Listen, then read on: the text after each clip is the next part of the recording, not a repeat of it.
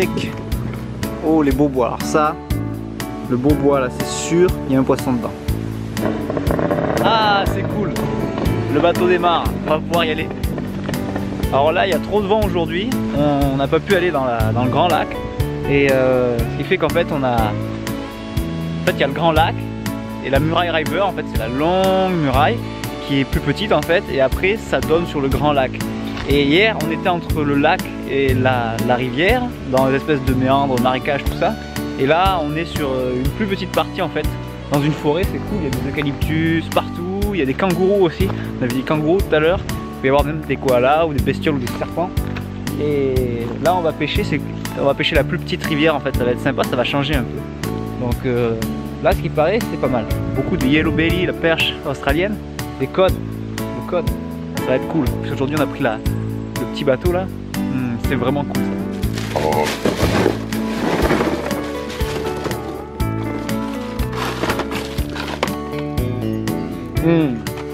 Oh! Get out! Get out!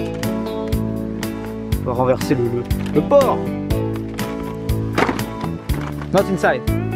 Oh, it doesn't matter. Premier combo avec une vibration, ça c'est pour les perches en light. Et après le gros combo, ça avec le spinner purple en violet là. Celui-là, le fétiche. C'est le best seller. Si t'as pas ça ici, t'es mort. Et les gros cranks aussi. Gros cranks.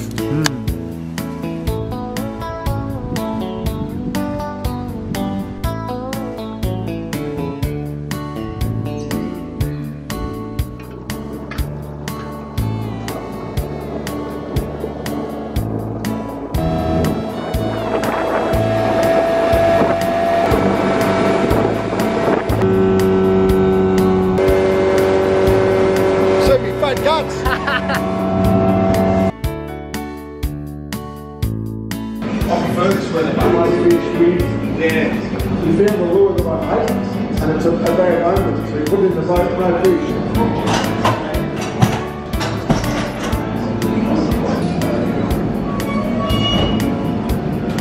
I think we have to put all that.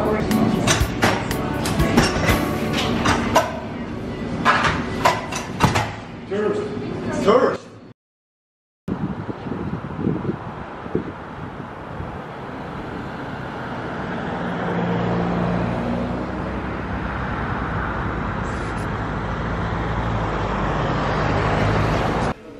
Alors on est dans le second magasin de Tony et Vanessa. En fait il y a un magasin qui est à Mulwala, c'est un côté du lac. Après il y a un pont et de l'autre côté il y a un bled qui s'appelle Yarrawonga. Voilà, et là c'est là où il y a la ville et tout en fait. Et en fait ils ont deux magasins de pêche. Ils en ont un à Mulwala, Fish Campscape, et après ils en ont un autre à Yarrawonga. Et je voulais vous montrer avec quoi ils pêchent ici. On appelle ça des yabi. C'est des petites écrevisses d'eau douce. C'est Mimi. Alors ici vous allez trouver beaucoup de matos de camping parce que c'est un peu comme au Cap d'Agde en fait. Mulwala c'est un bled autour d'un lac. Et en fait les gens ils viennent pour le lac, se baigner, prendre le soleil et tout. Et aussi pour faire du camping. Donc il y a beaucoup de matos de camping ici.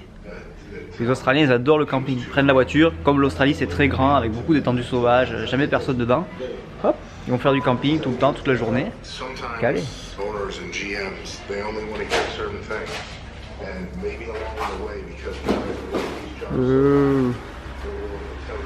Crankbait, des crankbait, des spinnerbait. Ah yeah, c'est mon copain. Gros muraille code.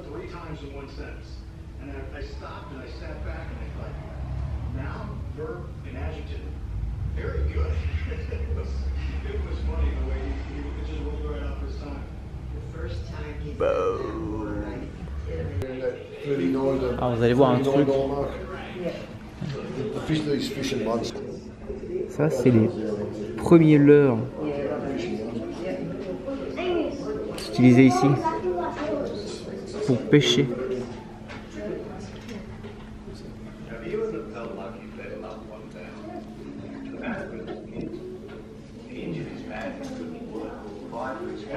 That's all good. Okay, well, thanks very much. Cheers. Can you walk? It's really done.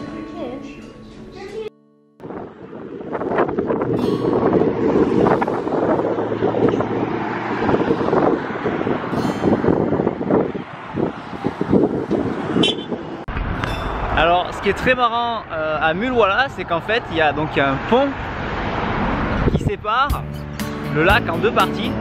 Et en fait, le lac, c'est une séparation naturelle entre deux états d'Australie. Et c'est assez rigolo parce qu'en fait, il suffit juste de franchir le pont qu'il y a là-bas pour d'un côté être dans l'état du Victoria et de l'autre côté et l'état du New South Wales. C'est très marrant ça, le lac il sépare en deux. Donc là c'est Victoria à Yarrawonga et de l'autre côté c'est Mulwala.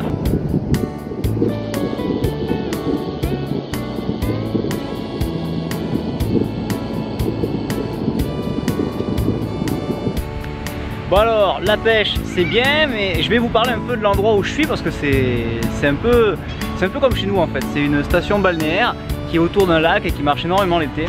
Et Mulwala c'est un peu spécial en fait. Là derrière moi, c'est le gros barrage en fait qui bloque le pont. Alors, ce qui est bien c'est qu'on est dans un parc là et je vais pouvoir vous expliquer un peu l'historique un peu et comment ça se passe ici. Alors, effectivement, avant il y avait rien du tout en fait, et quand les premiers pionniers sont arrivés en fait, c'était une ancienne forêt et ils ont décidé de s'installer autour en fait. Et donc comme ils vivaient de la ferme et tout, ils ont pensé à un système d'irrigation en fait. Donc ils ont fait ce lac combien 1939, voilà, 1939 ils ont commencé à faire le lac, voilà, pour bloquer l'eau qu'il y avait dans la Murray River pour pouvoir la réutiliser plus tard. Alors on voit vraiment là avant qu'il n'y avait absolument rien du tout en fait. Il y avait rien, il y avait juste la rivière, la forêt, et eux en fait ils construisaient voilà, autour avec les grues, les choses de l'époque. Voilà, ça c'est la Murray River. Voilà, avec que de la forêt autour, absolument de la forêt. C'était les pionniers avant, ils arrivaient. L'Australie c'est pas si vieux que ça et ça a été découvert il n'y a pas si longtemps au final. Ce qu'il faut comprendre, c'est qu'en fait, là on est dans l'état du Victoria. Donc voilà, l'état du Victoria, c'est toute cette partie de l'Australie. Et après il y a le New South Wales, voilà. Et après il y a le Queensland, voilà. C'est trois gros états en fait. Mais comme vous voyez, là on est dans un endroit public, voilà, c'est un parc. Donc il parle de l'histoire, il parle de la géographie, plein de choses. Mais il parle beaucoup aussi de la pêche, voilà. Voilà, fameux Murray Code, ils font pas mal d'opérations, de tagage pour voir un peu comment ça se passe et les reproduire. Ils parlent beaucoup du catch and release, voilà, pour les gros codes. En fait, la Murray River, c'est la plus grosse rivière d'Australie en fait. Ça part des montagnes, en fait, parce qu'il y a peut-être des endroits qui sont chauds, mais il y a pas mal de montagnes aussi en Australie. Et ça part des montagnes et ça dessert un peu toute la côte. En tout cas, ils font vachement d'efforts ici pour préserver la faune, la flore et les poissons. D'ailleurs, justement, voilà les poissons. Alors, que vous pouvez retrouver dans la Murray River. Donc, il y a pas mal de... Des fois, il y a des truites. Des truites comme ça, des truites arc-en-ciel aussi. Brookshire, c'est une sorte de saumon. Rainbow trout. Atlantic salmon, ça ils adorent. À manger, c'est super bon. Il y a des carpes. Il y a plein de petits poissons blancs. Il y a des anguilles. Il y a la golden perch. La golden perch, c'est une sorte de perche australienne en fait. Ça peut faire jusqu'à 60 cm. L'autre jour, on en a pris une avec Vanessa. Elle était énorme. Je crois qu'elle faisait 55. C'est vraiment énorme pour une pêche. D'ailleurs, je crois que c'est sa plus grosse perche. Le fameux Murray Code. Voilà. Ouf. Record 1,80 m pour 113 kg. Oh. Et là, c'est son cousin. C'est le Trout Cod. Voilà. Il est plus petit. Il fait maximum 50, 60 cm maximum. Par contre, il tire plus que son cousin. Le gros, là. Comme ça. Et bien sûr, toutes les bébêtes d'Australie. En général, si tu vois des couleurs flashy, faut pas toucher. Voilà, le reste, ça va, tu vas pas mourir. Voilà. Et les serpents, bien sûr. Et les arbres. Oh, ils ont l'air gentils. Ça va si tu mets pas le pied dessus. Ouh oui. J'essayerai pas quand même. Les tortues d'eau douce ici, il y en a plein. Elles sont rigolotes. Ça commence là, en fait c'est plein de méandres. C'est tout petit. En fait c'est plein de méandres. C'est pas des marécages mais presque. En fait c'est tout petit. Ça part, ça part, ça part. Ça c'est une photo quand c'est sec. C'est pour ça qu'on arrive à voir le... C'est très marron là en fait. Quand c'est sec c'est l'ancienne forêt remonte et on voit c'est que de la vase avec des arbres qui remontent en fait. Donc d'un côté Mulwala, New South Wall et de l'autre côté Yarrawonga, Victoria. Donc vous franchissez le pont, vous passez d'un état à un autre. Touc. Ah, c'est mignon là. À pouvoir vous montrer le barrage. C'est balèze hein. Et là, l'hiver, quand ils ouvrent les trappes, parce que là en fait tout est asséché, quand ils ouvrent les trappes, vous verrez le courant de dingue qu'il y a. Alors c'est l'inondation. Ça tombe, ça tombe, ça tombe. Et il faut que ça remplisse tout le reste. Voilà.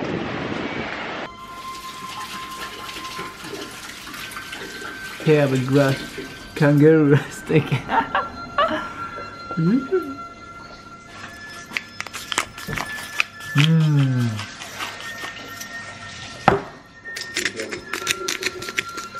Salt. For the cooker. Lovely. Lovely. For the cooker. Lovely. When you get a bite, and she actually does bite. Oh shit, yeah, she hurts. Like proper bite. Like hangs on. You gotta actually punch her in the nose so she stops. Yeah, but it's probably our fault for teaching her to bite. Yeah, To well, bite, to bite, to bite, to bite, to bite, to bite, to bite, to bite. Probably Tori's fault for being too timid at the start. How do you like your go out? Medium, well done? You don't really expect me to eat that. Yeah, it's great. Yeah, try some of those yams.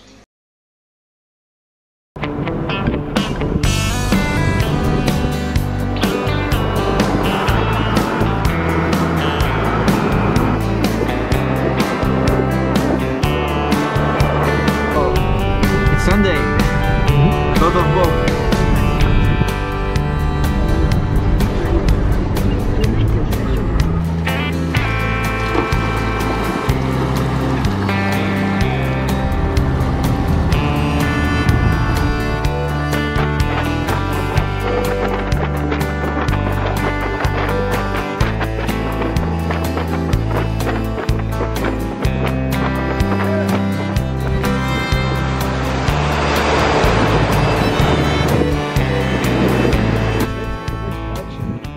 Oh no, yeah, from here it runs right back this whole loop there. This is the patch we fished. Thursday you got fish. Yeah, right, Yeah. Oh, he's got that on video too. National champion. National champion. It's a pressure. The pressure. Too much pressure.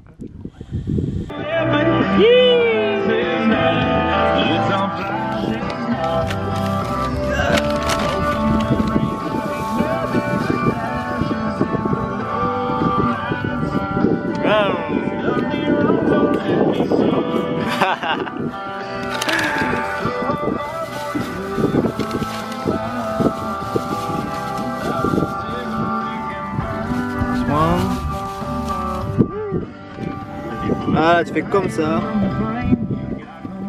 Tu la roules. Voilà, c'est les vacances.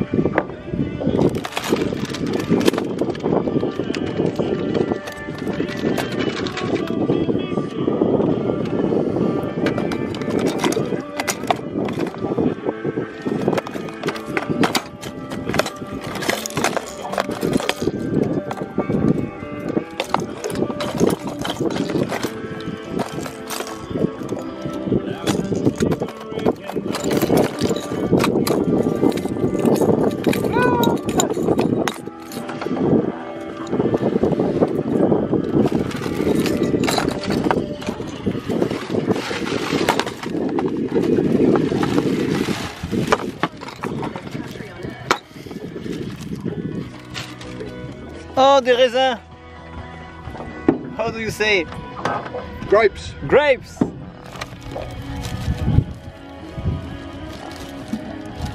Check.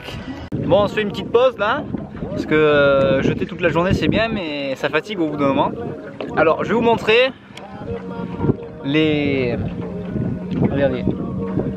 5 catégories de leurres qu'on utilise ici pour pêcher le Murray cod en Australie, dans le lac Mulwala et en général en fait. Il n'y a pas besoin d'en avoir 15 milliards, juste il faut au moins en avoir 3 voire 4 catégories. Et là vous êtes pareil, vous pouvez pêcher la journée, le matin, le soir, ce que vous voulez. Alors le premier qui est le plus polyvalent, qui passe dans les obstacles, là où il y a du fond, la nuit, le jour, tout ce que vous voulez, qui est hyper simple à utiliser, c'est le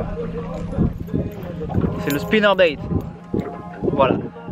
Là c'est mon préféré, c'est le Bassman en coloris violet. Coloris violet, il semblerait que ce soit l'une des meilleures couleurs pour pêcher quand l'eau elle est sale comme ça. Même en général sur les cranks, sur les swims, partout ils utilisent un bloc de violet. Donc là, Bassman violet. Après, dans la même famille que les spinners, il y a les chatterbait. C'est pareil en fait, sauf que vous avez le leurre souple à l'arrière avec 2 hameçons et un hameçon voleur. J'aime pas les hameçons voleurs, mais ici les poissons des fois ils font des tapes vraiment sur la queue, ça peut être utile. Par contre j'écrase les ardillons, hein, barbless. Et devant en fait vous avez une bavette, devant en fait vous avez une bavette en fer, et en fait le leurre ça va vibrer à fond comme ça, et ça c'est différent du spinner, ça passe un peu moins partout mais c'est pas mal. Ensuite vous avez les leurres de surface. Alors les leurres, vous avez soit les leurres faits à la main ici en bois original, c'est le rattlesnake, ça c'est des gros swims en surface pour un bloc de bruit. Ça c'est bien dans les endroits où c'est flat, genre c'est à dire où il n'y a pas de vagues, c'est vraiment plat. Là vous voyez il y a trop de vagues, c'est pas bon, ça marche pas bien, le code il montera pas dessus.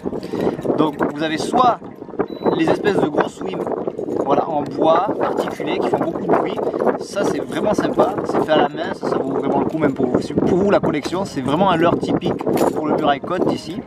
Et après vous avez les leurres type crawler. Alors ceux-là ils ont 2 ailes souvent, ils nagent comme ça de chaque côté, c'est différent, ça fait plus de vibrations, il y a des jours c'est bien, des jours c'est pas bien. Là c'est le méga pompadou chez Jackal, par rapport à l'autre il est plus gros que le petit. Voilà, c'est le méga, celui-là est sorti cette année, celui-là il fait pas rire les mouettes dessus. Ça c'est vraiment the leurre, faut pas oublier. Voilà. Si vous avez un pompadour chez vous, ou alors si vous pouvez en trouver un ici, c'est genre the leurre. Voilà, ça c'est le best seller. Vous avez les cranks avec les grosses bavettes. Voilà, ça c'est un modèle. Oh, fish! Cool! Do you need a net? No! Woo! Baby cod! Cool! Elle est où là? La pince? Parce qu'ici on touche pas les poissons parce que le code. Hop! C'est un poisson qui bouge beaucoup même quand on l'a attrapé. Faut faire très attention. Hop, vous voyez?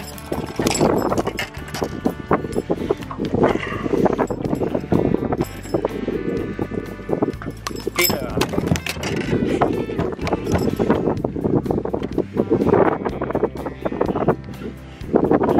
You! Tony l'Indien. Code God. Number one! Number one. Premier de la journée. 1, 2, 3. Woo! Catch and release.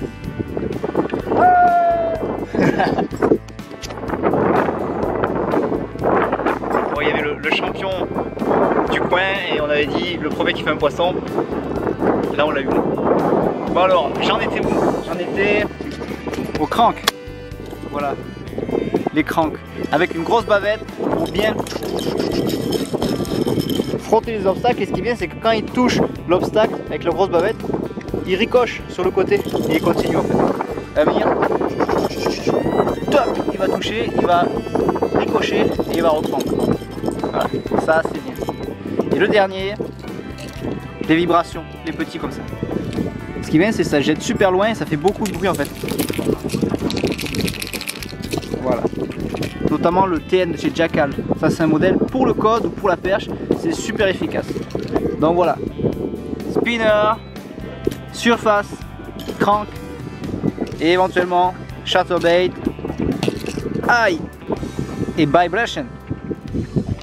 Et bien sûr ici on pêche que en casting, hein, parce que ça permet de pêcher toute la journée sans se fatiguer.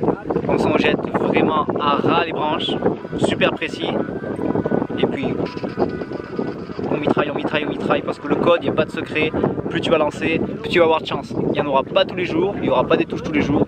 Mais alors il faut lancer un max et au plus près possible de l'obstacle et bien sentir le leurre travailler. Sinon, no code. Cast, or die.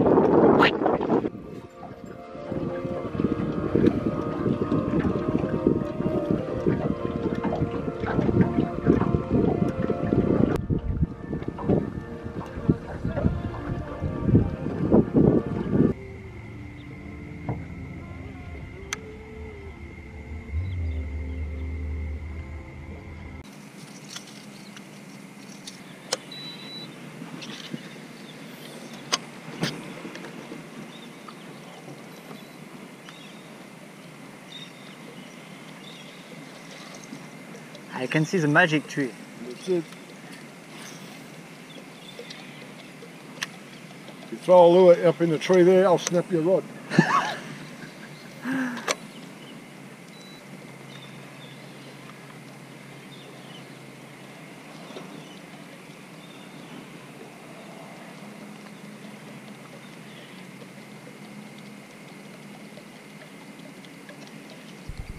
Maybe I cast, you wind.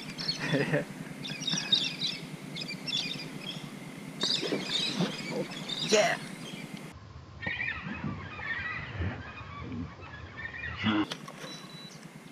Do you need a net? No?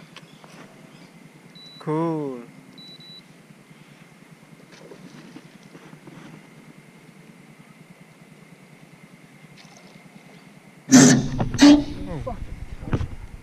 In that fucking log.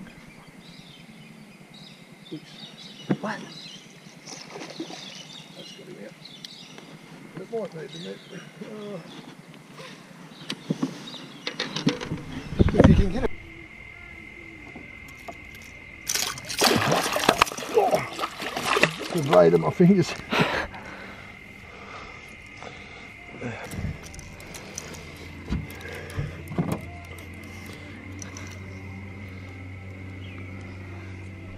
Now, I want a picture, not video. Yeah.